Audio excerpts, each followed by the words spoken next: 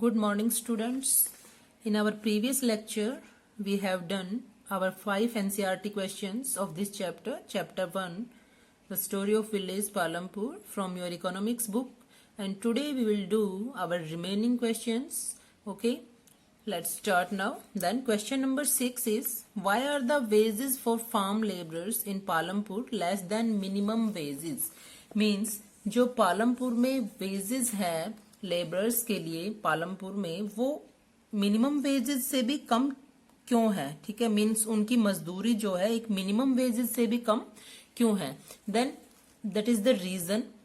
First point is labourers are paid wages either in cash or in kind such as crops. Okay, you have already read about this कि लेबरर्स जो है उनको बदले में या तो कैश मिलता है या फिर उनको क्रॉप्स भी मिल सकती है बदले में. ठीक है, या कुछ 2 टाइम्स का या 1 टाइम का मील भी मिल जाता है, भोजन भी मिल जाता है. ओके, मीन्स कंपलसरी नहीं है कि उनको रिटर्न में या उनको वेजेस के रूप में कैश ही मिले. Then first point is labourers are paid wages either in cash or in kind such as crops. Okay, दोनों काइंड में उनको पे कर सकते हैं. Second, there exist competition. This is the main reason, क्योंकि वहां पे कंपटीशन बहुत ज्यादा है among labourers for work, so they are willing to work for lesser amount. इस बहुत ज्यादा कंपटीशन की वजह से जो लेबर सोचते हैं कि उनको सिर्फ काम मिल जाए उतना ही काफी है, इसलिए they are willing to work for lesser amount. इसलिए वो कम वेजेस में भी काम करने के लिए तैयार हो जाते हैं. Okay, third point is there is an increased supply of laborers than demand, which causes laborers to pay less than the minimum wage. Next reason है कि वहां पे जो डिमांड है लेबरर्स की वो तो कम है, बट उनकी जो सप्लाई है मींस वहां पे अवेलेबिलिटी है वो बहुत ज्यादा है, मींस लेबर ज्यादा है और काम थोड़ा कम है, इसलिए विच कॉजेज लेबरर्स टू पे less than the minimum wages. तो सभी लोग वर्क फाइंड आउट करने के लिए सोचते हैं कि चाहे हमें कम वेजेस मिले, हमें कम मजदूरी मिले, लेकिन हमें सिर्फ काम मिलना चाहिए. सो इस कारण भी लेबरर्स टू पे less than the minimum wages, और उनको साथ में मिनिमम वेजेस भी पे किया जाता है क्योंकि उनकी जो डिमांड से कहीं ज्यादा जो है लेबरर्स की सप्लाई है, बिकॉज बहुत ज्यादा लेबरर्स जो है वहां पे काम कर रहे हैं. Okay, question number 7, what are the different ways of increasing production on the same piece of land. Okay, answer is means question में पूछा गया है कि डिफरेंट वेज हमें बताने हैं प्रोडक्शन को इंक्रीज करने के लिए. सिर्फ एक ही पीस ऑफ लैंड पे हम कैसे इंक्रीज कर सकते हैं. Then answer is first point is an availability of irrigation facilities will allow year around supply of water. Then students, अगर हमारे पास इरिगेशन फैसिलिटी अच्छी होगी, अवेलेबल होगी, देन इससे हम क्या है कि कंप्लीट ईयर हमें वाटर सप्लाई जो है मिलती रहेगी. देन इससे क्या कर सकते हैं, सेकंड पॉइंट है the farmer then can plant multiple crops because the facility of irrigation then farmer can plant multiple crops. तो फार्मर्स जो है मल्टीपल क्रॉप्स जो है अपने फील्ड पे अपने फॉर्म पे उगा सकते हैं throughout the year, complete year में, thereby increasing has production and profit. Okay, तो उससे क्या होगा कि उनका जो प्रोडक्शन है वो बढ़ेगा और उनको प्रॉफिट भी ज्यादा गेन होगा. ठीक है, जैसे हमने मल्टीपल क्रॉपिंग के बारे में अपने चैप्टर में पढ़ा है कि इरिगेशन फैसिलिटी होने के कारण पालमपुर विलेज में वहां के लोग जो है मल्टीपल क्रॉपिंग करते हैं. सिंगल पीस ऑफ लैंड पे बहुत ज्यादा क्रॉप्स जो है ग्रो करते हैं अकॉर्डिंग टू द सीजन, जैसे खरीफ एंड रबी क्रॉप्स के बारे में हमने डिस्कस किया. Point number 3, the use of high quality seeds will lead to higher yield. First हमने पूछा है कि different ways, then first different way is multiple cropping. ठीक है, more to grow more than one crops on the same piece of land in same year. Okay, that is called multiple cropping. And second point is modern farming methods. If we use modern farming methods, then we increase our production on the piece of land. Okay, the use of high quality seeds will lead to higher yield, thereby increasing production. हम high quality seeds को use करके या modern farming methods का use करके भी production को increase कर सकते हैं. हमने दोनों methods के बारे में बहुत अच्छे से chapter में discuss किया है. Okay, point number 4, the use of fertilizers will improve the quality of production. Okay, जैसे fertilizers and pesticides का use करके हम प्रोडक्शन को इंक्रीज कर सकते हैं, उसकी क्वालिटी को इम्प्रूव कर सकते हैं, एंड साथ में HYVS का यूज करके भी, high yield variety of seeds का यूज करके भी हम प्रोडक्शन को इंक्रीज कर सकते हैं. Okay students, I hope this one is clear. Different ways of increasing production. Okay, next question is question number 8. How do the medium and large farmers obtain capital for farming. Okay, तो हमने chapter के and में ये topic जो है discuss किया था कि जो मीडियम एंड लार्ज फार्मर्स हैं वो कैपिटल ऑब्टेन कैसे करते हैं. मीन्स उनको कृषि करने के लिए, खेती करने के लिए उनके पास पैसा, उनके पास पूंजी कहाँ से आती है. How is it different from the small farmers. तो ये स्मॉल फार्मर्स से डिफरेंट कैसे हैं. ओके, तो देख लेते हैं अब इसका answer.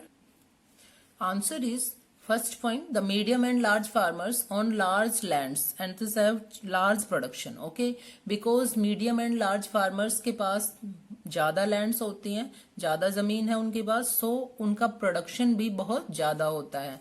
Point number 2, they sell the excess production because students, क्योंकि उनके पास लार्ज प्रोडक्शन है, so they sell the excess production, they have surplus production.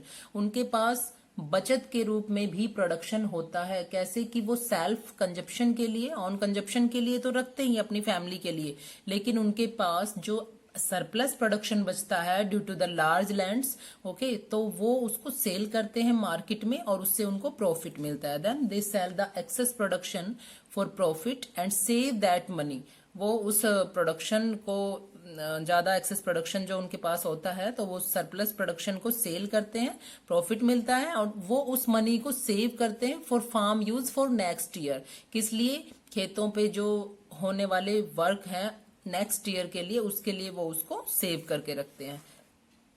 ठीक है. Point number 3, they also use part of the money. तो वो money के उस पार्ट को यूज करते हैं and land it to small farmers. छोटे किसानों को वो उधार देते हैं for interest and save the money through interest. ठीक है. तो वो ब्याज पे या इंटरेस्ट पे उन फार्मर्स को उसको लैंड कर रहे हैं, उधार दे रहे हैं, and save the money through interest. और उस मनी को भी, जो इंटरेस्ट से मिलने वाला मनी है, ब्याज से जो उनको पैसा मिलता है ब्याज का, उसको भी वो सेव कर लेते हैं. Okay. Point number 4, small farmers obtain capital by taking loans at high interest rate from medium and large farmers. अब वो small farmers से different कैसे हैं? क्योंकि small farmers अपनी capital कहाँ से लेते हैं, अपना पैसा कहाँ से लेते हैं? या तो वो लोन लेते हैं, taking loans at high interest rate. कहाँ से? मीडियम या लार्ज फार्मर्स से. और उस पर एक हाई इंटरेस्ट रेट होता है जो स्मॉल फार्मर्स जो है उसको रिपे कर पाने में बहुत ज्यादा डिफिकल्टी उनको फील होती है, लेकिन फिर भी उनको अपने वर्क के लिए, अपना चलाने के लिए, डेली प्रोसेस, उनको लोन लेना भी पड़ता है.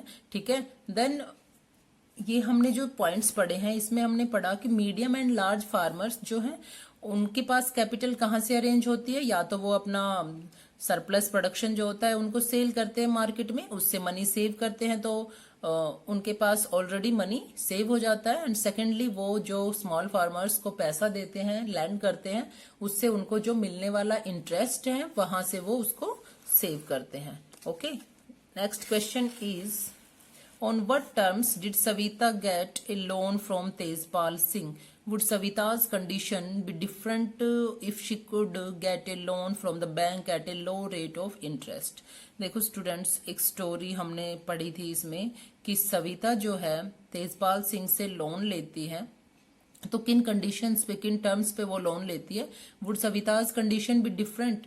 क्या सविता की कंडीशन डिफरेंट हो सकती थी अगर she could get A loan from the bank? क्या वो अगर बैंक से लोन लेती?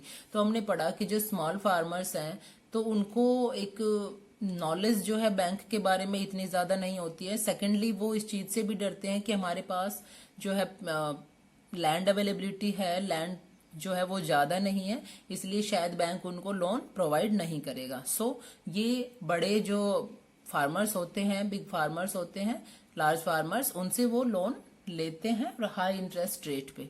Okay, then answer is Savita got a loan at a high interest of 24% and would have to work at rupees 35 per day in Tejpal Singh's farm as a laborer.